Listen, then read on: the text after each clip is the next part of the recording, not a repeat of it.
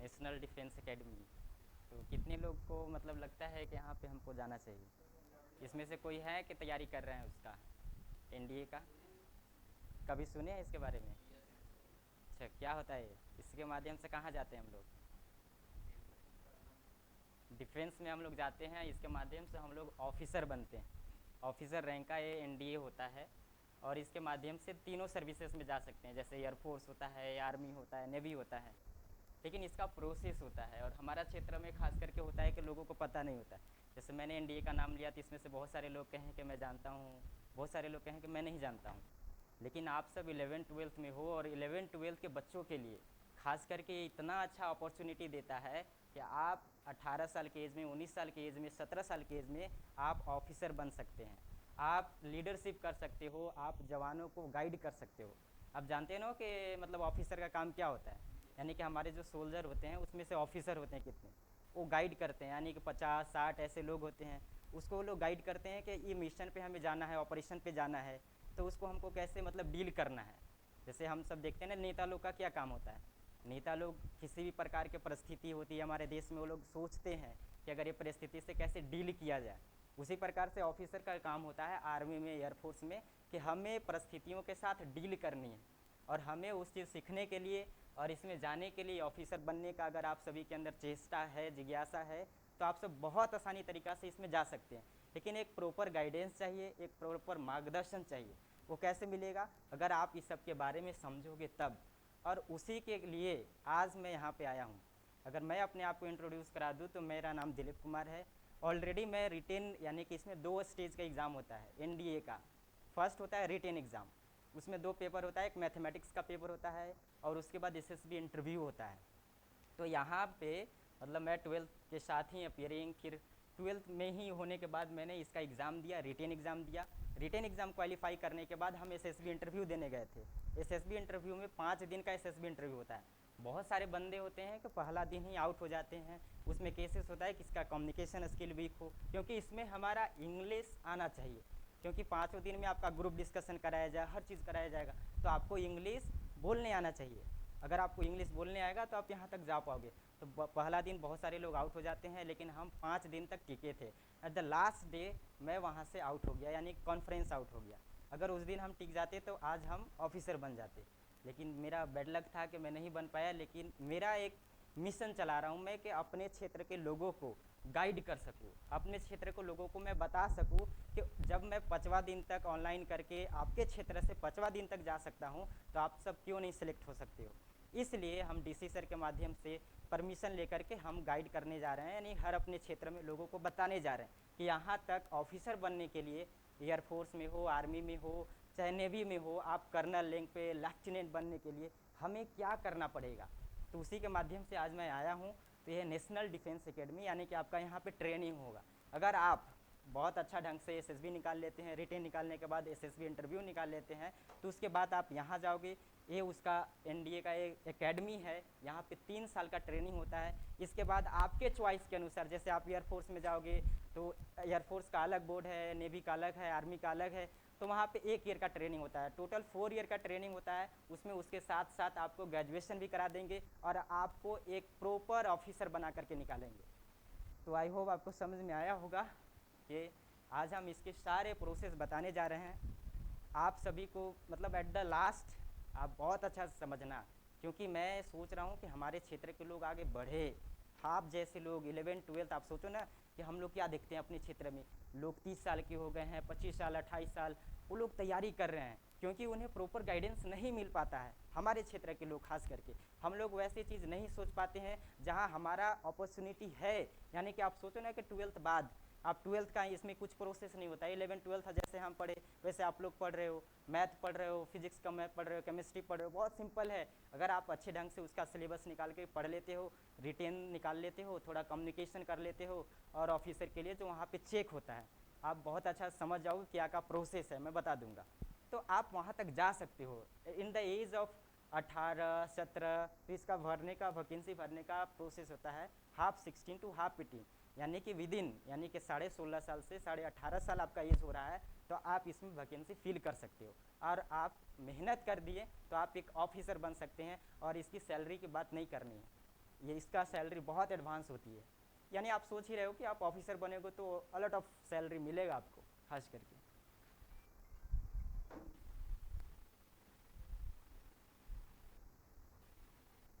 ये है ना इसमें। अच्छा।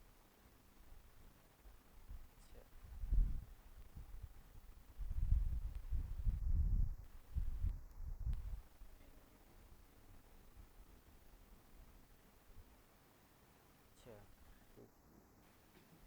पेन हटा दीजिए, इसको ज़रूरी नहीं है। ठीक है ना। हाँ तो यहाँ पे लिखा हुआ है सर्व कर्मवशा वयम, यानी कि हमारे अंदर, हम सभी व्यक्ति के अंदर कर्म के अनुसार सब चीज़ होता है ना। आप सब जानते हो ना कि जैसा कर्म करोगे वैसा फल मिलेगा।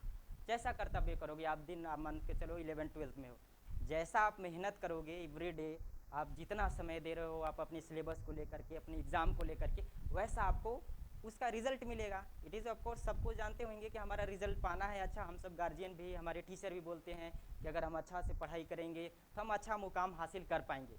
And education is not about the job. आप सबको लगता होगा कि पढ़ लिख करके सिर्फ हमारे सोसाइटी में एक मिथ बन के रहा है ना कि आप पढ़ रहे हो तो जॉब ले लिए, नहीं। लेकिन इसके अलावा एडुकेशन के माध्यम से हमारा माइंड से चेंज होता है। जैसे आप सब पढ़ रहे हो तो आप सभी को सोचने का क्षमता है ना। आप सब टीचर को, चाहे हर जगह आप सोसाइटी में हर चीज़ देखते हो, रिस्पेक्ट करते हो। जो अच्छे लोग होते हैं उनके रिस्पेक्ट करते हो। लेकिन जो नहीं पढ़ते हैं, जिन्हें अच्छा जानकारी नहीं है, वो घर में माता पिता से लड़ जाएंगे, टीचर से लड़ जाएंगे, किसी को कुछ भी बोल देंगे। लेकिन जब हम सब पढ़ते हैं, यानी कि हम सब पढ़ रहे हैं, आप सब पढ़ रहे हो, तो आप सब गाली देते हो क्या? नहीं ना। क्योंकि हम सब जानते हैं कि गाली देना गलत बात है। तो हम सब रिस्पेक्ट करते हैं, क्योंकि हम शिक्षा अपने माइंड में अपने पुटअप कर रहे हैं कि शिक्षा यानी कि हम ज्ञान ग्रहण कर रहे हैं कि ये चीज़ गलत है, सही गलत की परख कर रहे हैं। तो यही यानी कि education is not about the job, education is the mind set. आपको ज्ञान खुलेगा। अगर आप अच्छा एडुकेशन ग्रहण कर लेते हो तो आपको कहीं ना कहीं मुकाम हासिल तो ज़रूर हो जाएगा। अब बड़े बड़े कंपनियों में चल जाओ, अगर जॉब नहीं लगे तो बड़े बड़े कंपनी में भी आपका एडुकेशन है, आपके पास नॉलेज है, तो बहुत ऐसा स्टार्टअप कर सकते हो। आपको सोचने समझने की शक्ति होगी। आप सब देख रहे होगे ना, मतलब कई ऐसे लोग हैं फार्मर्स में। पहले ऐसे लोग होता है कि लोगों को जानकारी नहीं होती थी, एक ही ढंग से लोग फार्मर में खेती करते थे। लेकिन अब क्या हो रहा है, मॉडर्न टेक्नोलॉजी आ रही है। लोग फार्मर कहते हैं ना, कृषि करना, खेती करना बेकार है। लेकिन आप बड़े बड़े कंट्री में चले जाओ, वहाँ पे कृषि करके बहुत ज़्यादा तादाद में लोग पैसे कमाते हैं, क्योंकि वहाँ पे मॉडर्न टेक्नोलॉजी यूज़ करके बहुत ज़्यादा वहाँ पे इन्वेस्ट कर रहे हैं, कम समय में ज़्यादा उत्पन्न कर रहे हैं। तो वहाँ नॉलेज की ज़रूरत थी ना। तो एडुकेशन के माध्यम से हम हर जगह एडुकेशन का यूज़ कर सकते हैं, नॉलेज का यूज़ कर सकते हैं। तो यहाँ आपको समझ में आया होगा कि कर्म के अनुसार हमारा फल मिलता है। आप जैसा कर्म करोगे, अगर गलत करोगे तो गलत रिजल्ट मिलेगा, सही करोगे तो सही रिजल्ट मिलेगा ही मिलेगा। देखो ये फौज है। आप सब जानते हो ना कि हमारा सोसाइटी आज हम कितना बढ़िया से शांतिपूर्वक है ना अपने सोसाइटी में, कितना आराम से पढ़ रहे हैं, आराम से बैठे हैं। लेकिन अगर आप देखो तो बॉर्डर पे लोग बंदूक तान के खड़े हैं। वहाँ कुछ भी हो सकती है, वो लोग अपना पूरा कुर्बानियाँ दे करके वहाँ पे खड़े हैं, हमें सुरक्षा दे रहे हैं। आप देखो कहीं आपदा आ जाती है, कुछ भी होता है, तो हमें आर्मी पे, डिफेंस पे भरोसा होता है। हम सब बात करते हैं कि नहीं, आर्मी को आना चाहिए, आर्मी हमें रक्षा करेगी। और हम देखते भी हैं प्रायः हमें हर जगह वो लोग रक्षा करते हैं, हमें डिफेंस करते हैं। तो आर्मी एक ऐसा चीज़ होता है, और ख़ास करके हमारे क्षेत्र के लोगों को बहुत ज़्यादा होता है। जैसे वो इंडियन आर्मी का टोपी लगा करके हैं, तो हमारे क्षेत्र में बहुत ज़्यादा लोगों को देखता हूँ कि आर्मी के लिए हम लोग बहुत डेडिकेटेड है। हमें लगता है कि हम वहाँ जाएंगे और अपने देश के लिए सेवा करेंगे। और बहुत अच्छा बात है, अपना देश के प्रति इतना प्रेम भाव ये निभाना चाहिए, और ऐसा जिज्ञासा होनी चाहिए। तो देखो आर्मी है, डिफेंस है, आप ये सिलेक्शन, वार ऑफिस सिलेक्शन बोर्ड। तो मैं थोड़ा सा सिर्फ कहूँगा कि देखो एनडीए के लिए खास करके बात करूँ तो रिटेन उतना टफ नहीं है। देखो रिटेन एक सिलेबस है, जैसे आप सब जानते हो ना कि उसमें सिलेबस दे दी जाती है कि आपको ऐसे ऐसे पढ़नी है, मैथ पढ़नी है, फिजिक्स पढ़नी है, केमिस्ट्री पढ़नी है, करंट अफेयर्स पढ़नी है, हिस्ट्री पॉलिटी पढ़नी है। अगर साइंस की बात करूँ तो 9th और 10th अगर साइंस बहुत अच्छा है ना, फिजिक्स केमिस्ट्री बायोलॉजी, तो आप बहुत ज़्यादा सवाल उसमें बना पाओगे। थोड़ा मैथ 11th-12th लेवल पे चाहिए, और साइंस हो जाएगा और हिस्ट्री पॉलिटी हो जाएगा। अगर इतना कर देते हो तो उसके बाद आता है सिलेक्शन सर्विस बोर्ड, यानी कि एसएसबी इंटरव्यू। 5 दिन का प्रोसेस होता है, क्योंकि मैं खुद 5 दिन वहाँ रह करके देखा हूँ, तो वहाँ का माहौल है थोड़ा आपको कम्युनिकेशन स्किल पे डिमांड करना होगा। और आप सब जानते हो कि आज के ज़माना में इंग्लिश बहुत ज़रूरी है। हर जगह देखो, आप मोबाइल यूज़ कर रहे हो तो हर जगह इंग्लिश का यूज़ हो रहा है, चैट जीपीटी यूज़ कर रहे हो, कुछ भी यूज़ कर रहे हो तो इंग्लिश आपको हर जगह बहुत इंपॉर्टेंट लगेगा और बहुत नेसेसरी लगेगा।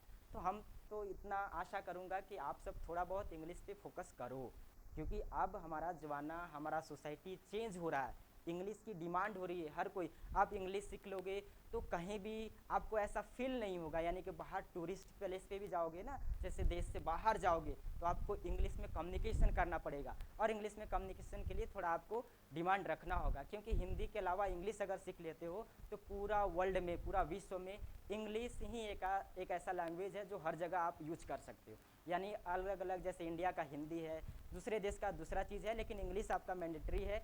आप इंग्लिश जाओगे तो आप वहाँ कम्युनिकेट कर पाओगे। चाहे कंपनी में चले जाओ, तो थोड़ा बहुत इंग्लिश जानते हैं ना, तो उससे अच्छा खासा सैलरी मिल जाती है इंग्लिश के माध्यम से। आप सोसाइटी में देखो, थोड़ा बहुत जो इंग्लिश बोलता है, आप सबको लगता है ना कि हम भी इंग्लिश बोलते, सबको लगता है। जैसे मैं भी था ना, तो 12th तक मेरा इंग्लिश नहीं होता था, मैं जानता भी नहीं था, तो मुझे भी लगता था कि यार कि हम क्या कर रहे हैं, बहुत कमज़ोर हैं। जैसे हम एसएसबी सिलेक्शन बोर्ड के लिए जब प्रिपरेशन स्टार्ट किए रिटेन के बाद, तो मुझे ऐसा विश्वास हो रहा था कि मैं तो पहला दिन ही, यार मैं नहीं कर पाऊँगा, क्योंकि इंग्लिश मेरे था ही नहीं। लेकिन मैं कैसे उसको इन्हांस किया, आप सबको मैं बताऊंगा। तो यहाँ पे पहुँचने के लिए, सिलेक्शन सर्विस बोर्ड का पहुँचने के लिए, पहले नंबर आपको हर चीज़ मैं बताऊंगा कि यहाँ पे प्रोसेस क्या होता है। जैसे ऑफिसर लाइक क्वालिटीज़, OLQ इसको बोलते हैं, ऑफिसर लाइक क्वालिटीज़। यानी कि अगर आप एसएसबी इंटरव्यू देने जाते हैं तो आपका ये सारा चीज़ चेक होगा।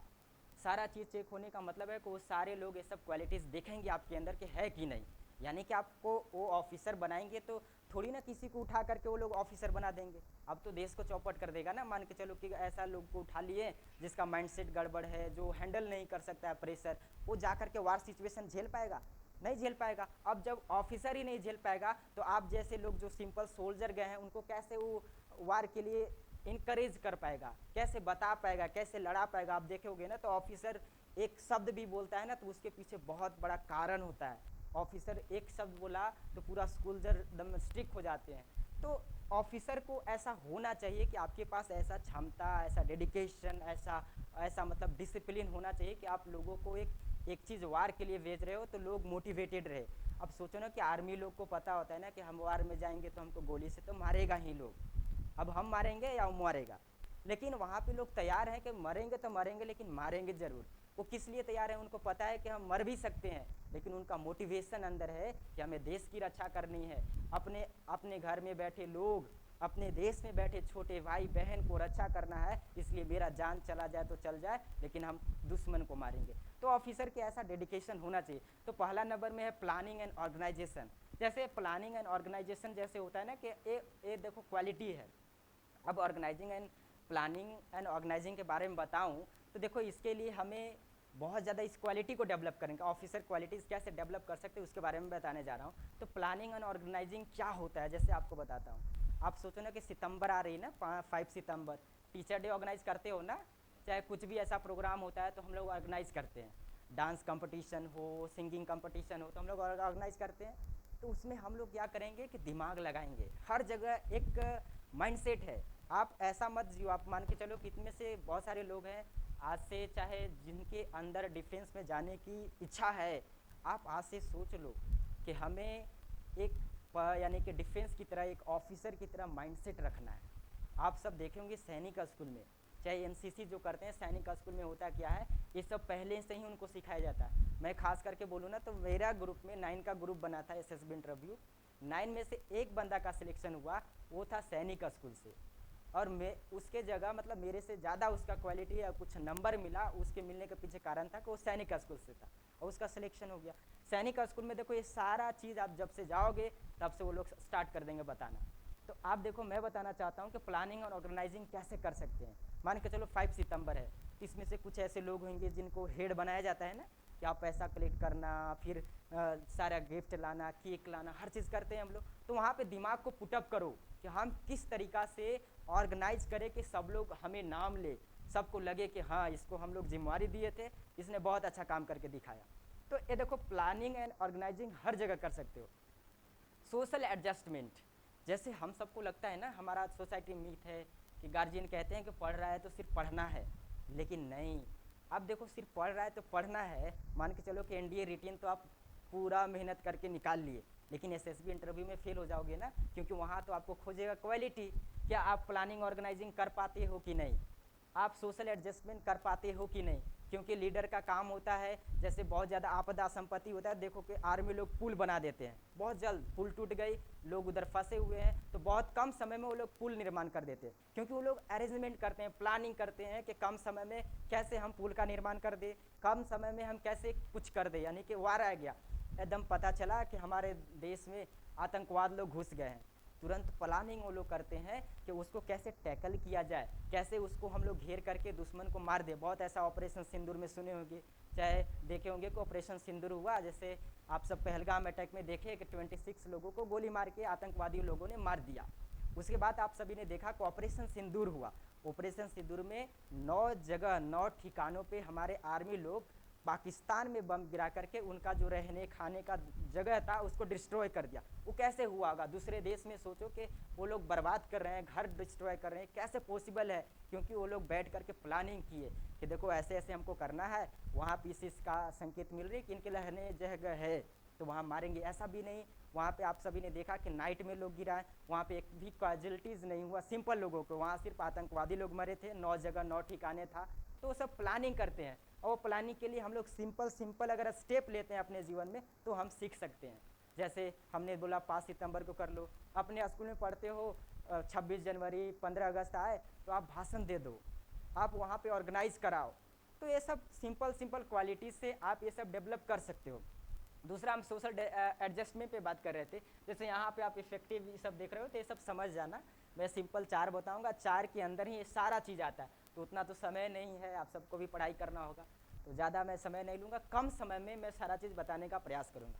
तो सोशल एडजस्टमेंट का होता है, मैं बता रहा था कि हमारे सोसाइटी में मिथ है कि हम लोग पढ़ रहे हैं तो सिर्फ पढ़ाई करनी है, लेकिन नहीं, आप सोशल में देखो, गांव में जा रहे हो, बगल में ऐसा कुछ आपको लगता है कि यहाँ पे चेंज होना चाहिए, सरकार ध्यान नहीं दे रही है, तो आप आवाज़ उठाओ ना, आपके अंदर क्षमता है, आप क्षमता को दिखाओ, करेज दिखाओ, आप साहस दिखाओ कि नहीं हम पढ़े लिखे लोग हैं, गलत नहीं होने देंगे, सही है तो ठीक है, गलत हो रहा है तो गलत को आप विरोध करो, आप सवाल उठाओ, तब ना आपका माइंडसेट चेंज होगा। आपके गार्जियन भी सोचेंगे कि अरे मेरा बेटा देखो ऐसा सब आवाज़ उठाया क्योंकि ये गलत था, आपको सपोर्ट करेंगे। जैसे आप सभी ने देखा कॉकरोच जनता पार्टी के बारे में, तो वो सब क्या किए, देखे कि पूरा देश में नीट पेपर लीक हो रही है, कोई बोल नहीं रहा है, और हम सभी स्टूडेंटों का भविष्य बर्बाद हो रहा है, लोग दिन रात मेहनत कर रहे हैं नीट के लिए, जेई के लिए, लेकिन पेपर लीक हो जाने के बाद जो मेहनत करते हैं उनका भविष्य बर्बाद हो जाता है, वो रिजल्ट नहीं ले पाते हैं, जिनके पास पैसा है तो पैसा दे करके वो जब पद ग्रहण कर ले रहे हैं। तो उसके लिए क्या किए वो लोग,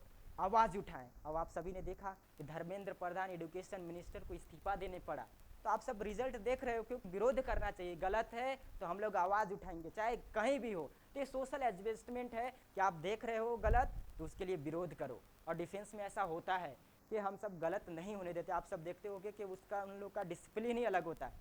मान के चलो ना कि हमारे सोसाइटी में ज़्यादातर, हमारे क्षेत्र में हम सब देखते हैं कि ज़्यादातर सोल्जर में ही जाते हैं, सोल्जर में जाते हैं, लेकिन सोल्जर में भी अगर छुट्टी पर वो घर आते हैं ना तो उनका अलग क्वालिटीज़ दिखती है, उनको अलग डिसिप्लिन दिखेगा, आपको हम सब रिस्पेक्ट करते हैं, तो ये सब है। तो सोशल एडजस्टमेंट होना चाहिए, आप सोसाइटी में जा कर के ऑर्गेनाइज करो, लोगों से बात करो, ग्रुप डिस्कशन में जाओ, कहीं पंचायत हो रही है चाहे कुछ भी हो रहा है तो वहाँ पे समझो कि हम क्या सोच रहे हैं, क्या रिजल्ट होनी चाहिए, तो अपना दिमाग लगाना चाहिए, सोशल इफेक्टिवनेस होना चाहिए। सोशल इफेक्टिवनेस के अंदर ही मैं बताना जा रहा था कि आप लोगों के साथ घुलो मिलो, लोगों के साथ बात करो, लोग ग्रुप गांव में जाओ तो लोगों को इकट्ठा करके, छोटे छोटे भाई बहन होंगे उनको सिखाओ, इनकरेज करो। हमारे सोसाइटी में लोग, बड़ा भाई अलग तैयारी लगा हुआ है, छोटा क्या कर रहा है ना कर रहा है हम लोग ध्यान नहीं देते, लेकिन अपने छोटे भाई बहन को सिखाओ, जो आप झेले हो मेरा छोटा भाई बहन ना झेले। यानी कि अगर आप नहीं बताओगे तो कौन बताएगा, अगर आप छोटे भाई बहन को गाइड करोगे तो अच्छा बात है ना, तो आप सब गाइड करो अपने छोटे भाई बहन को। किसी को बोरिंग फील नहीं ना हो रहा है, ऐसा नहीं लग रहा है गलत, मतलब लग रहा होगा तो बोलना।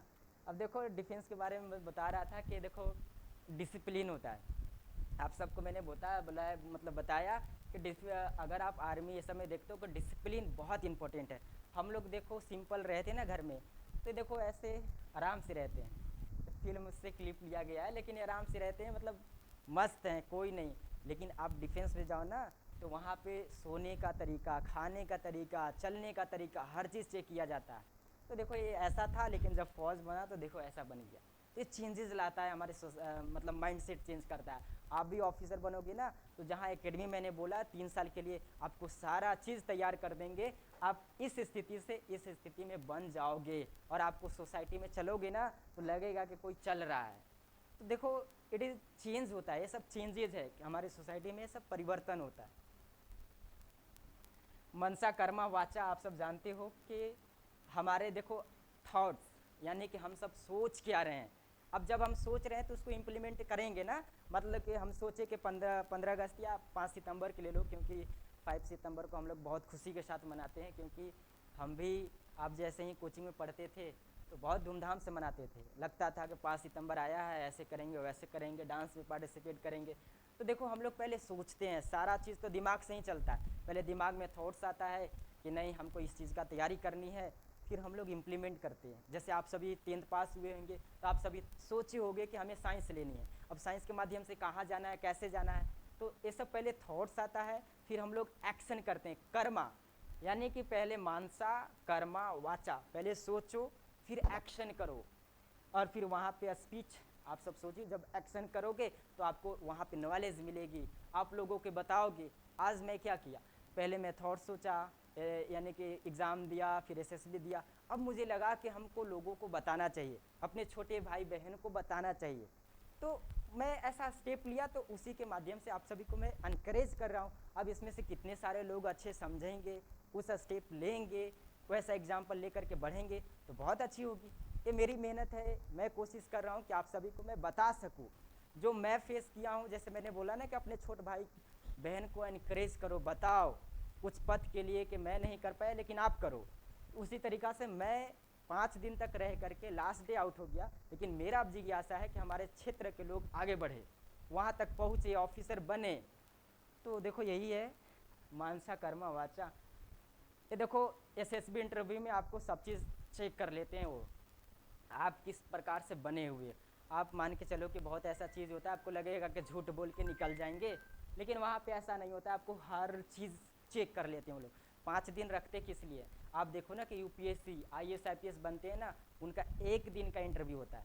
लेकिन अगर आप एनडीए सीडीएस ये सब जाओगे, देखो एनडीए होता है 12th बाद, सीडीएस होता है ग्रेजुएशन बाद। एनडीए मैं दिया, अब मेरा एज ख़त्म हो गया, अब उसमें फिलअप नहीं कर सकते। अब मेरा ग्रेजुएशन कंप्लीट होगा तब मैं सीडीएस दे सकता हूँ या एफकेट दे सकता हूँ। तो उसी प्रकार से मैं बता रहा था कि वो लोग 5 दिन का प्रोसेस करते हैं, इंटरव्यू में 5 दिन लेते हैं। 5 दिन में आपको जैसे आप हो, जैसे हमारी चेहरा दिखती है वैसा हम रहते नहीं हैं एक्चुअली में। अब हमारा माइंड में क्या चल रहा है, आप अभी क्या सोच रहे हो, कितने लोग क्या सोच रहे हैं, अब हम नहीं जान रहे हैं, क्योंकि हम आपकी चेहरा देख रहे हैं। लेकिन 5 दिन इंटरव्यू में आपको बुला करके, इंटरव्यू ले करके, बात करके आपको सारा चीज़ वो लोग निकाल लेंगे अंदर से। क्योंकि ऐसा प्रेशर देते हैं वो लोग, वो पूछ देंगे कि आपका हॉबीज़ क्या है, आप मतलब डेली रूटीन क्या है, आपके फादर क्या करते हैं, सारा चीज़।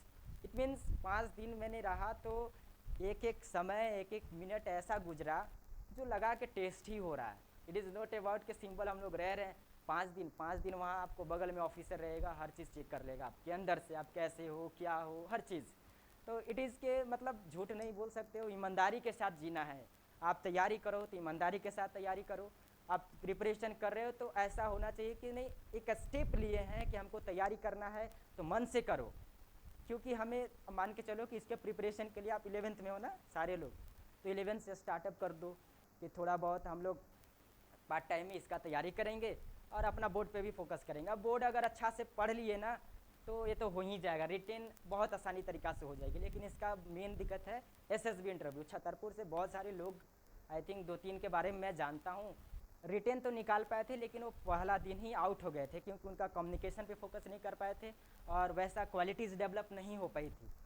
तो आप सब सिर्फ प्रयास करो कि हम सोसाइटी के साथ लगे रहे, सोसाइटी में वैसा स्टेप ले, प्लान करे, ऑर्गेनाइज करे। एंड खास करके अपने बहनों लोगों से मैं कहना चाहूँगा कि आप सब स्टेप बढ़ाओ, सिर्फ पढ़ो नहीं। पढ़ाई ही एक ऐसा चीज़ नहीं है, पढ़ाई के साथ साथ आप सोचो, अपने जीवन में एक एम बनाओ और सारे लोग आगे बढ़ो। अब गर्ल्स के लिए एनडीए में बहुत सारे लोग जाते हैं, मैं अपना एसएसबी इंटरव्यू में देखा था, बहुत ऐसे गर्ल्स थे सिंपल सिंपल एरिया से आए थे, लेकिन उनका भी जिज्ञासा था कि हम ऑफिसर बने। तो आप सब सोचो ना, हम अपने सोसाइटी में देखते हैं कि अपने बहन लोग, छोटे बहन लोग को भी ज़्यादा फोकस करना चाहिए। आप सब भी पढ़ रहे हो, ये लोग भी पढ़ रहे हैं, तो आप सब क्यों नहीं स्टेप ले रहे हो? सोचो कि हमको वहाँ तक जाना है। अगर आप ऑफिसर बन जाते हो ना, तो एक कितना ज़्यादा रिस्पेक्ट होगा आपके माता पिता को, हर कोई की। आज कोई भी कमज़ोर नहीं है, बॉयज़ सेम है, गर्ल्स सेम है, सब लोग सेम है, हम सब सेम है। तो हम सभी को सोचना पड़ेगा। आप सब भी सोचो, दिमाग को डेवलप करो आगे बढ़ने के लिए। इसमें कितने सारे लोग हैं जो कंपटीशन का तैयारी करते हैं, जैसे नीट हो गया, जेई हो गया, कि सिर्फ बोर्ड पढ़ रहे हो? कितने लोग हैं? हाथ उठाओ। सिर्फ बोर्ड पढ़ रहे हो आप लोग? अभी बोर्ड पर ही फोकस है सब लोग को। तो थोड़ा सोचो, माइंड सेट, यही सब में पीछे होते जाते हैं हम लोग। 11-12 से ही लोग एम बना लेते हैं कि हमको बोर्ड करके क्या करना है, या बोर्ड के साथ साथ ही स्टार्ट कर देते हैं कि हमें इस चीज़ का प्रिपरेशन करना है, जैसे नीट हो गया, जेई हो गया, एनडीए सब हो गया। तो इस सब के बारे में सोचे। ये सब करना कुछ नहीं है, लेकिन बहुत कुछ आपको दे देगा अपने जीवन में। हमें किसी के ऊपर डिपेंड नहीं रहनी है। हमें, अगर आप माइंड सेट चेंज करोगे, अच्छी जगह चले जाओगे, तो आप माता पिता के लिए बोझ नहीं बनोगे, आप अपना खुद हैंडल करोगे ना। तो ये सब बहुत ज़रूरी है, खास करके बहन लोग को भी। आप लोग माइंड सेट चेंज करो और आगे जाने के लिए सोचो, स्टेप लो अपने जीवन में। तो ये देखो, ये माइंड सेट वही है हमारे जीवन में। हम क्या सोच रहे हैं, क्या करना चाहते हैं, तो थॉट्स है, लेकिन ये इसके अंदर है। अब इसमें से हमें निकालना है, उसको एक्शन में लाना है, यानी कि कार्य करना है। एक्शन का मतलब होता है हमने जो सोचा वो कर रहे हैं। मान के चलो कि हम पढ़ना सोचे, पढ़ाई करने बैठ गए, तो होता है एक्शन। सब चलो, right to fit, best to fit, जैसे होता है ना कि अब मान के चलो कि अब मैं भी प्रिपरेशन किया, लेकिन मैं उसके लिए राइट टू फिट नहीं था। मैंने मेहनत की, 100% दिया कि हमको जाना है, लेकिन एट द एंड वहाँ से मैं आउट हो गया। तो वहाँ पे मेरा किसी न किसी प्रकार की क्वालिटीज़ वीक हुई होगी 5वां दिन। तो 5वां दिन अगर मेरा फाइनल हो जाता तो मैं भी सिलेक्ट हो जाता, लेकिन मैं बेस्ट टू फिट था, लेकिन राइट टू फिट नहीं हो पाया। तो आप सभी को राइट टू फिट बनना है, सिलेक्ट होके आना है। देखो, पहला दिन का प्रोसेस बता रहा हूँ, 5 दिन में क्या क्या हुआ था, ठीक है। पहला दिन अगर आप जाओगे तो रिपोर्टिंग डे होती है। एसएसबी इंटरव्यू में पहला दिन आपको, जैसे ये सब दिख रहे हैं ना, ऐसे होते नहीं हैं। ऑफिसर लोगों को देखो, मैं जो पहन के आया हूँ ना, इसी प्रकार के आपको ड्रेस वहाँ पर्सनली आपको लिख करके नोटिफिकेशन आएगा कि आपको ऐसा ड्रेस पहनना है, ऐसा ऐसा ड्रेस लेकर के आना है। तो ये तो कहीं कोचिंग वोचिंग का है, तो वहाँ पे सारे लोग ड्रेसअप में होते हैं। ऐसे कागज़ लेकर के जाओगे, पहला दिन ऑफिसर रहेगा, ये ऐसे नहीं रहेंगे, ऑफिसर लोग तैयार होकर के रहेंगे फिट एकदम। तो लोग रिपोर्ट करते हैं, देखते हैं हर चीज़ आपका कागज होगा। तो पहला दिन अगर आप जाओगे, पहला दिन के बाद आपको डे 1 में स्क्रीनिंग होगा। स्क्रीनिंग यानी डे 1 में आपको OIR टेस्ट, PPDT होती है। OIR टेस्ट में आपको रीजनिंग टाइप में, आप तो रीजनिंग जानते हो, कुछ कुछ लोग दबा उबा का फीलिंग होता है, ऐसे टेढ़ करो, ऐसे करो, तो उसमें कुछ प्रोसेस होता है। पहला दिन होता है प्रोसेस। तो OIR में ये होता है। PPDT में आपको मैं बताता हूँ।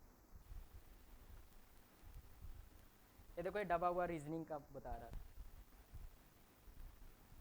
OIR में देखो ये प्रोसेस होती है, इसमें ही सारे बंदे छट जाते हैं ज़्यादातर। OIR 1 आता है तो मतलब आप बहुत अच्छा किए। लगभग 100 क्वेश्चन होती है रीजनिंग की, उसमें से आपको रेटिंग दिया जाता है, 1 है कि 2 है कि 3 है। मेरा तो रेटिंग 1 मिला था, जिसकी वजह से मैं पहला दिन सिलेक्ट हो गया था। मेरा रीजनिंग में बहुत अच्छा गया था। इसके बाद PPDT में भी मेरा बहुत अच्छा गया था। तो अगर आपको ए मिलेगा ना, तो आपको बहुत ज़्यादा चांसेस होगा कि आप आउट हो जाओगे। अगर आपको ए मिल गया तो आप सिलेक्ट हो जाओगे, पहला दिन अंदर चल जाओगे। OIR के लिए। अब PPDT के लिए अलग है।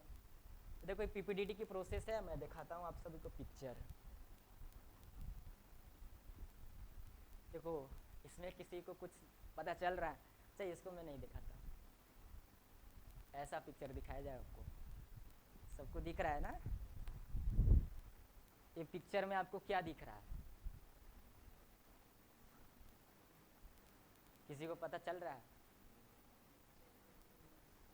ये यहीं पे हमारे क्षेत्र के लोग रिटेन निकालने के बाद भी जा कर के गड़बड़ हो जाते हैं। अब देखो, ये देखो पिक्चर है, इसमें देखो, अगर बहुत गौर से देखोगे ना, तो यहाँ पे एक कोई लड़का है, एक कोई लड़की है, ठीक है। लेकिन यहाँ पे हमें इसको एक्सप्लेन करना है, यानी कि आपको 30 सेकेंड दिया जाएगा। जैसे आप सभी को मैंने दिखाया ना, 30 सेकेंड टाइमर रहेगा। 30 सेकेंड बोर्ड पे आपको दिखाएगा, बहुत बड़ा स्लाइड रहती है, लोग बैठे रहते हैं, जैसे हम भी गए थे तो बैठे थे। ऐसे दिखाया 30 सेकेंड सिर्फ, it's not about 1 minute, 1 minute भी नहीं, 30 सेकेंड आपको दिखाएंगे, ये ब्लैंक हो जाएगा, यहाँ से पिक्चर हट गई, आपको नोट दिया जाएगा, आपको इस पर स्टोरी लिखना है, 4 मिनट का स्टोरी लिखना है, आधा पेज लिखनी है, इसको पे खाली आधा पेज लिखना है। आप सोचो कि इसमें क्या लिखोगे आप लोग, ऐसे सिंपल अगर माइंड से पूछे तो आप खड़ा होकर बताओ कि क्या लग रहा है आपको, क्या है, क्या हो रहा होगा यहाँ। हम्म,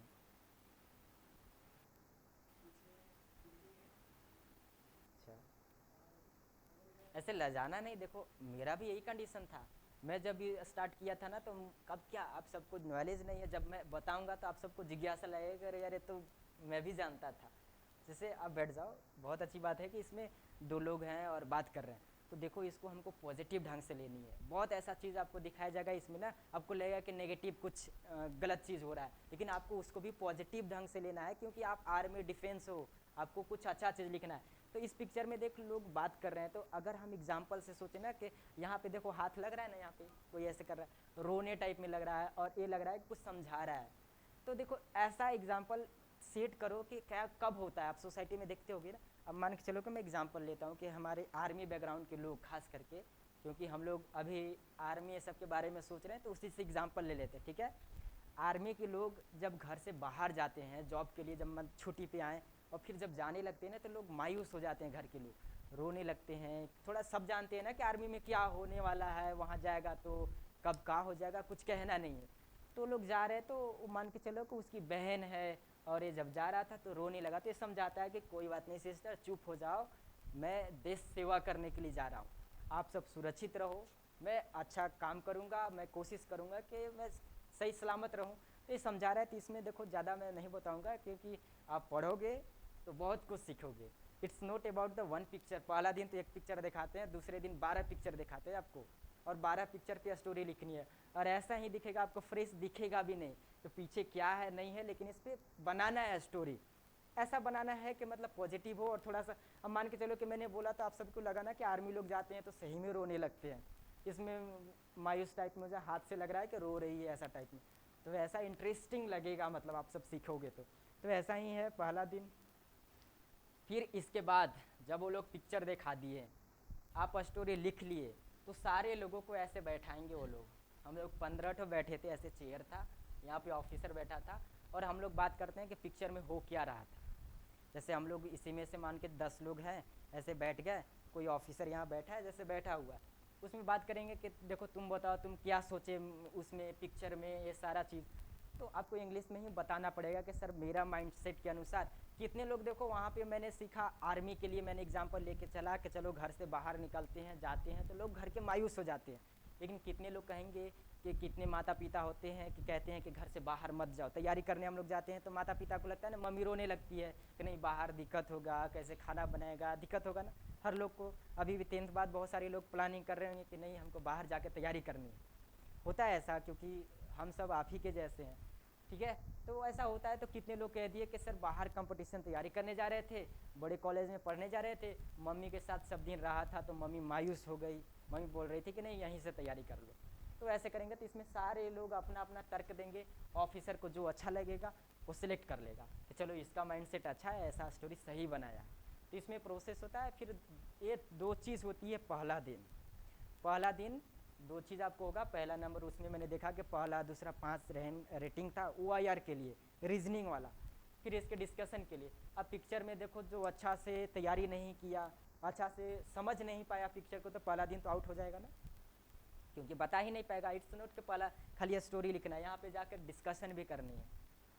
तो ये प्रोसेस है पहला दिन का। अब देखो पहला दिन सारे लोग बैग पैक करके ले जाते हैं, वहाँ पे प्रोसेस होती है कि 5 दिन का आपका कपड़ा जूता सारा चीज़ लेकर के जाना है, 5 दिन के लिए साज करके ले जाते हैं। लेकिन पहला दिन आउट हो जाने के बाद आपको सारा चीज़ लेकर के आपको गाड़ी आएगी, बैठा करके आपको रेलवे स्टेशन छोड़ देंगे वो लोग। लेकिन जितने लोग सेलेक्ट हो गए, यानी कि ये सारे लोग आउट हो गए तो बाहर जा रहे हैं, मतलब घर जा रहे हैं, इनको पहला दिन चले जाते हैं लोग। अब आया डे 2 साइकोलॉजी। अब देखो डे 2 में आपको क्या क्या होता है। आप मान के चलो कि पहला दिन आपको रख लेंगे अंदर, अब 5 दिन के लिए आप अंदर चले गए, जो बोर्ड था आपका बहुत दूर में होता है, 5 दिन के लिए आपको अंदर ले जाएंगे। और खाना पीना सारा चीज़ देंगे, आपको कुछ नहीं करना है, सारा सरकार देगी। और आगे दिखाता हूँ, इसमें TAT होता है, thematic appreciation test, word association test, situation reaction test, self description. ये सारा प्रोसेस होता है डे 2 का और डे 3 का।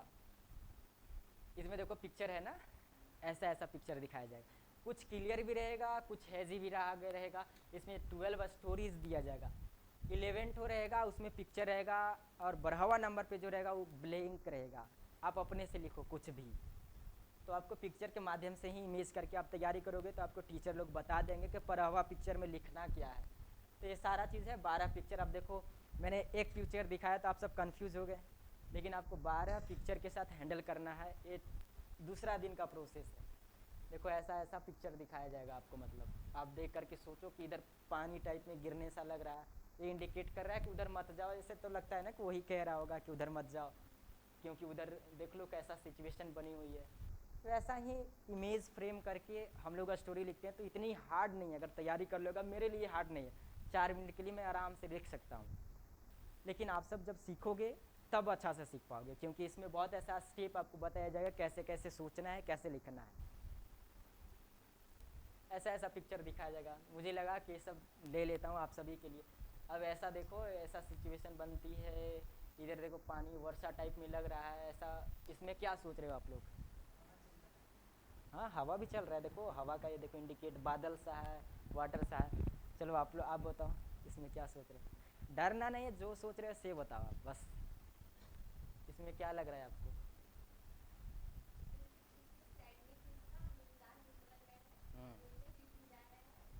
अच्छा, ठीक है बैठ जाओ।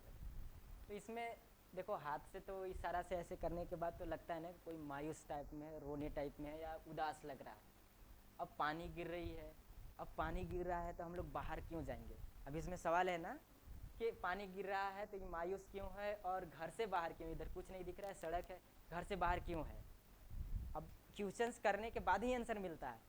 तो आप सोचो ना कि इसमें बाहर क्यों गया होगा, जब पानी उनी गिरती है ना, तो आप सोचो कि हमारे गांव में है हम लोग। मैं जैसा फ्रेम कर रहा हूँ उसको सिंपल बता रहा हूँ, ठीक है। मैं पानी उनी गिर रही थी, बहुत तेज़ वर्षा आ गई, और हमारे फैमिली में एक माता कहो, पिता कहो, बहन कहो, किसी का एग्जाम्पल ले लो, उसका तबीयत ख़राब हो गया। अब तबीयत ख़राब हो गया तो आप क्या घरे बैठे रहोगे? डॉक्टर के पास जाओगे कि दवाई ले लाऊं, चाहे आगे आसपास के लोगों को इन्फॉर्म कर दूं। तो आप चाहे कुछ भी, आप अपने माता पिता के लिए पानी गिर रहा है, चाहे कुछ भी हो रहा है, आप जाओगे ना। तो यही एग्जाम्पल लेना है, क्योंकि हम सिचुएशन करते हैं अपने घरों में। ऐसा सिचुएशन में कौन नहीं जानता है? अब कोई भी बता देगा कि हम गांव के लिए हम जा रहे हैं क्योंकि हमारे घर के किसी का फैमिली का तबीयत खराब हो गया, या डॉक्टर को बुलाने जा रहे हैं क्योंकि मरीज ऐसा, मतलब मान के चलो माता पिता जाने लायक नहीं हो, पानी में भीग जाएंगे तो और कंडीशन खराब हो जाएगा, तो क्यों ना डॉक्टर को ही बुला लाए। तो डॉक्टर को बुलाने जा रहा है, अब बीच में देखा कि बहुत ज़्यादा तबीयत खराब थी, तो अब हम भी है तो रोते रोते जाएंगे ना कि ऐसा क्यों हो गया, तो अब रोएंगे ही सही। तो इस स्थिति में ऐसा आप फ्रेम कर सकते हैं। और इसमें किसको लगा कि ऐसा नहीं होता है? आप सब बताओ, किसी को लग रहा है कि ऐसा नहीं होता है? होता है ना ऐसा? तो रियल है, तो हमें अपने जीवन से ही उसको सिलेक्ट करना है, जोड़ना है कि हम क्या लिख सकते हैं। चलो, वो तो पिक्चर की बात हुई, 12 पिक्चर खत्म, 2-3 पिक्चर के माध्यम से मैं सिखाने का प्रयास किया। अब वर्ड एसोसिएशन टेस्ट है, जिसमें आपको 60 वर्ड दिया जाएगा, 15 सेकंड में आपको लिखना है। जैसे एक्शन हो गया, जीरो हो गया, सुसाइड हो गया, ही किल हो गया। तो ये सारा चीज़ को लेकर के हमें वर्ड लिखना पड़ता है, सेंटेंस लिखना पड़ता है, एक लाइन में 15 सेकंड में। ठीक है, देखो डेंजर है, डेंजर का मतलब होता है खतरनाक, खतरा। अब डेंजर के माध्यम से एक सेंटेंस में हमको लिखना है, तो क्या लिखेंगे? Danger should be avoided. तो डेंजर, आप मान के चलो कि हम लोग देखते हैं ना कि घर के आसपास पोल होता है तो उस पर लिखा होता है खतरा का संकेत, या डेंजर लिखा होता है। तो डेंजर को, danger should be avoided, danger को क्या कर सकते हैं हम लोग? अवॉइड कर सकते हैं, यानी कि डेंजर पोल पे टच नहीं करेंगे। तो हमें पॉजिटिव लाइन लिखना है। अब इसको लिखने के लिए आपको इंग्लिश आना पड़ेगा ना, क्योंकि हम लोग शुड का यूज़ क्यों कर रहे हैं? क्योंकि चाहिए, हम एक आदेश दे रहे हैं, या ऑर्डर टाइप में लग रहा है, एडवाइस टाइप में लग रहा है, कि कोई बड़े लोग कहते हैं ना कि danger should be avoided, avoid होना चाहिए, उससे बचे, उसको इग्नोर करे। तो आपको इंग्लिश आना फेलियर के लिए, तो failure is bad for a student, हर कोई का होता है। अब मान के चलो कि मैं भी बहुत मायूस हो गया था 5वां दिन जब आउट हुआ था। तो फेलियर स्टूडेंट के लिए थोड़ा सा कष्टदायक होता है, ठीक है ना। लेकिन कोई बात नहीं, जीवन में फेलियर भी ज़रूरी होता है। अगर मैं फेल नहीं होता तो आपके सामने नहीं आ पाता। चलो भगवान मेरे लिए क्या प्लान करके रखे हैं, लेकिन देखो फेलियर तो हैंडल करना पड़ता है, और स्टूडेंट के लिए खास करके सिंपल नहीं होता है। तो ऐसा ऐसा सिंपल हमें क्या करता है, सेंटेंस लिखना होता है। चलो आप सब पढ़ोगे तो सारा चीज़ सीखोगे, ज़्यादा समय नहीं लूँगा। अब सबको समझ में आ रहा है ना। सिचुएशन रिएक्शन, सिचुएशन होता है जैसे his sister wedding was fixed, यानी कि उसकी बहन की शादी फिक्स हो चुकी थी, but on the same day, उसी दिन, he had to his final university exam. ऐसा कंडीशन होता है ना हमारा जीवन में। कई लोगों के घर में होता है कि मेरा 12th और 10th का एग्ज़ाम था और घर में उसी दिन शादी है, अब कैसे मैनेज करेंगे। लेकिन ऑफिसर के लिए दोनों चीज़ हैंडल, अब क्या करोगे। अब मैं आप सभी से थोड़ा इंटरेस्टिंग बनाता हूँ। आप बताओ, खड़े हो जाओ आप, खड़ा हो। अरे डरो न यार, ये डिफेंस के लिए मैं करेज रखनी है, साहस। कुछ भी गलत बोलो तो गलत ही सही है। देखो यहाँ पे क्या करोगे आप, आपके मान के चलो कि आपकी सिस्टर की शादी है और 10th तो आप लोग दिए हो ना, 10th का एग्ज़ाम उसी दिन पेपर है। आप क्या करोगे, एग्ज़ाम दोगे कि बहन की शादी, क्या अरेंज करोगे, क्या मतलब दोनों में से किसको चूज़ करोगे, बहन की शादी या एग्ज़ाम। जल्दी बोलो, इसमें सोचने वाला बात क्या है। एक चूज करना है, शादी चूज करोगे कि एग्ज़ाम चूज करोगे। एग्ज़ाम, बहन की शादी नहीं चूज करोगे तो गलत बात हो जाएगा, बहन तो रुस जाएगी। चलो चलो बैठो, देखो इसमें कितना सिंपल बात है, दोनों चूज करेंगे। शादी तो रात में ही होगा ना, तो दिन में हम एग्ज़ाम दे देंगे और रात में अति कर देंगे, तो दोनों अटेंड हो जाएगा। उसमें भी हम कोशिश करेंगे कि सुबह में, जैसे वर्क भी हो जाता है एज अ ब्रदर, हमें बहुत सारा काम को हैंडल करना पड़ता है, तो सुबह काम कर देंगे। थोड़ा बहुत हम अपना नोट्स भी देख लेंगे, क्योंकि साल भर पढ़े हैं, तो थोड़ा बहुत नोट उलट करके एग्ज़ाम चले जाएंगे, एग्ज़ाम के आ जाएंगे तो शादी अटेंड कर देंगे। तो आपको क्या इसमें कोई बड़ी बात हुई नहीं। लेकिन अगर आप, अब जैसे मैं भी था, तो शुरू में कोई क्वेश्चन करे तो हमें भी लगा कि कोई एक चूज नहीं करने के लिए कह रहा है तो एक ही चूज करेंगे ना। लेकिन आपको दिमाग लगाना है वहाँ पे कि हम दोनों कर सकते हैं तो क्यों ना करेंगे। दूसरा है, ही वॉज ट्रेवलिंग इन अ बस, बस में वो क्या कर रहा था, ट्रेवल कर रहा, जैसे बस से यहाँ से डाल्टनगंज जा रहे थे। A fellow passenger fail unconscious, उसी बस में एक व्यक्ति था, वो मतलब बेहोश टाइप में हो गया। तो अब क्या करोगे वहाँ पे आप, तो ऐसा सिचुएशन बनता है तो हम लोग कोशिश करेंगे कि बस रुकवा करके उसको देखेंगे कैसा सिचुएशन है, आसपास डॉक्टर और हॉस्पिटल खोज करके उसको इलाज करवा देंगे। ये तो सिंपल है ना। तो ये सब जीवन से, इसमें 60 ऐसा ऐसा दिया जाएगा आपको, बहुत प्रेशर। इसमें तो बहुत सिंपल था कि दोनों अटेंड कर देंगे। बहुत ऐसा केसेस होगा ना कि आपको लगेगा कि क्या करें, तो उसमें आपको जवाब देना पड़ता है। तो 60 क्वेश्चन दिया जाता है, तो सिंपल है। अगर आप सीख जाओगे तो अभी भी आपको लग रहा होगा कि दूसरा आएगा तो बता देंगे, आराम से बता दोगे ना। जैसे सोचना है सिर्फ, इतना आसानी से नहीं, क्योंकि इसमें पढ़ना पड़ेगा सब। अब लास्ट में था सेल्फ डिस्क्रिप्शन टेस्ट इन एसएसबी, मानो आपके अंदर अवेयरनेस देखा जाएगा। सोसाइटी के लिए मैंने बोला ना कि आपको से पूछा जाएगा कि सोसाइटी के लिए कभी आप स्टेप लिए हैं, आप सोसाइटी में क्या किए हैं। स्कूल में थे तो आप मोनीटर कभी बने हैं। इसमें से कितने सारे लोग थे कि मोनीटर बने थे अपने क्लास के लिए। अच्छा चलो खड़ा हो। तो सिंपल बता रहा हूँ कि आप सब समझ जाए इसको आसानी तरीक़ा से। तो मोनीटर थे, अब किस क्लास के थे, 8th क्लास। मोनीटर का क्या कार्य होता है। अब देखो मोनीटर से ही हम लोग कितना छोटा एग्जाम्पल ले सकते हैं कि मोनीटर क्या करता है, क्लास को देखभाल करता है, शांत कराता है ना। कोई इवेंट हो, ऑर्गेनाइजेशन हो, तो उसको ज़्यादा महत्व दिया जाता है कि मोनीटर है, सारा चीज़ हैंडल करेगा।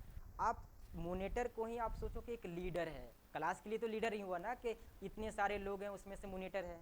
अब सारा लोगों को कोई भी समस्या हो, एप्लीकेशन हो, सारा हैंडल करता है। तो सिंपल सिंपल चीज़ों से बैठ जाओ आप, तो सिंपल सिंपल चीज़ों से ये सारा चीज़ कैलकुलेट होता है आपको। ऑफिसर तो एक तो लीडरशिप क्वालिटीज इसमें आ गई। अब इन्होंने क्लास को कैसे हैंडल किया, कितना प्रोग्रेस किया, आप मोनीटर होकर के स्टूडेंट के लिए बहुत कुछ कर सकते हो। जैसे मैं RK+2 के लिए मोनीटर था, तो वहाँ पे टीचर नहीं थे, तो वहाँ पे कई बार मैंने प्रिंसिपल को एप्लीकेशन दिया, टाइम टेबल क्लास चलाया जाए, लाइब्रेरी चलाया जाए, यहाँ पे लाइब्रेरी है। तो वैसा स्टेप लेना पड़ता है, तो उससे आपको लीडरशिप क्वालिटीज आएगी। बात करने के लिए प्रिंसिपल से बार बार कनेक्टिविटी बनी, प्रिंसिपल आएंगे, चलो तुम बताओ क्लास में हल्ला क्यों हो रही, सबसे पहले मॉनिटर से पूछेंगे, तो अब वहाँ पे उसको जवाब देना पड़ेगा, तो वहाँ पे बोलने का भी टैलेंटेड आएगा। तो आई थिंक सब मॉनिटर को तो पता होगा, और क्लास में सारे लोगों को ये सब तो मतलब सिंपल है। आप पर्सनालिटी आपका चेक किया जाएगा, इसमें पूछा जाएगा what do you think of your self. चलो आप बताओ, आप क्या अपने बारे में क्या सोचते हो। तो खड़ा हो, डरना नहीं है, आराम से बोलो। क्या सोचते हो अपने बारे में, मतलब आपको कैसा लगता है कि मैं क्या हूँ, मतलब आपको पूछा जाए कि आप अपने बारे में क्या सोचते हो, तो क्या लगता है आपको। ठीक है, लेकिन सोच करके रखना। हर कोई को मैं बोलता हूँ कि आप अपने जीवन में सोचो कि मैं हूँ कौन। अगर मुझसे कोई पूछे कि एक्सप्लेन करने के लिए, आप अपने आप को बैठ जाओ, आप अपने आप को एक्सप्लेन करो कि मतलब मैं क्या हूँ। मैं एक स्टूडेंट हूँ, मैं तैयारी कर रहा हूँ, मेरा जिज्ञासा है कि अपने माता पिता के लिए कुछ करे। अपने जीवन में माता पिता शुरू से इतने खर्च करके, पैसे करके, किसी तरह से पैसा अरेंज करके हमें पढ़ा रहे हैं ना, तो हमारा जिज्ञासा, हमारा कोशिश है कि हम अपने माता पिता के नाम रोशन करें, आगे चल के अच्छा से पढ़ाई करें, ईमानदारी से करें, सोसाइटी में रिस्पेक्ट हो, माता पिता को भी सब कहे करे हाँ उनका फलना के लड़का चाहे ऐसा है, कभी मतलब ऐसे आप परिभाषा दे सकते हो, इसमें बहुत कुछ कर सकते हो। तो आप सब अपने आप को सोचो, ऐसे डरना नहीं, अपने आप को देखो परिभाषा करने आना चाहिए। मैं हूँ कौन, मेरा,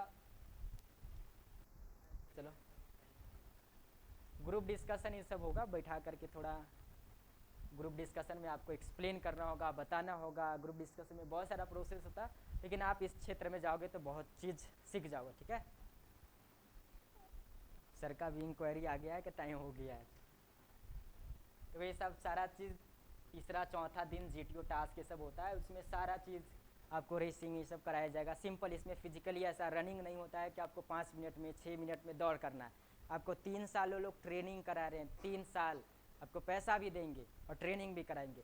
तो 3 साल में तो आप सब जानते हो कैसे भी लोगों को लोग बना करके रख देंगे, क्योंकि इतना उसका माइंडसेट चेक हो गया ऑलरेडी, वो लीडरशिप क्वालिटीज़ रखता है, उसके अंदर क्वालिटीज़ है, तो वो आपको तैयार करके वहाँ से भेजेंगे।